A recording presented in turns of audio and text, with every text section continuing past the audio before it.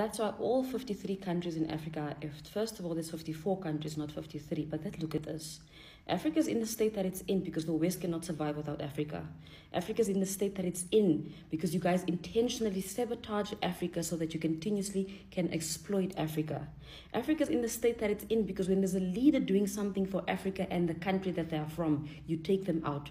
Africa is in the state that it's in because the West is considered a first world country at the expense of Africa. Africa has never needed the world, but the world needs Africa. And that is why everyone comes into Africa, takes from Africa, exploits Africa, destabilizes Africa, then comes with this propaganda because it's beneficial to you and your people. We have never needed you. But the fact that you have appointed yourself as the Vice Jesus Christ of Africa, yet no one has approached you to help Africa is very interesting. You are in the very same effed up Africa, but you do not want to leave Africa. Why? Because you benefit from Africa and the resources. I hate this narrative that you've pushed about Africa being the way that it is when you know the reason that Africa is in the state that it's in is because of your people. Stop flexing. You intentionally destabilize Africa so you can benefit from Africa.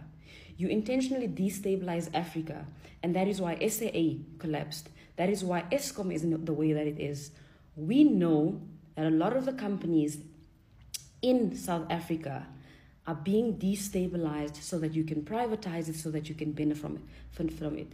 It's not new information. But what I like about this narrative is that you guys forget, while so much is happening simultaneously, a lot of Africans are getting educated.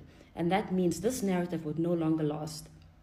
So stop destabilizing Africa at the expense of you benefiting and then coming back and saying Africa's effed up. You effed it up. But eventually the people will get tired, like Mali, and then things will change.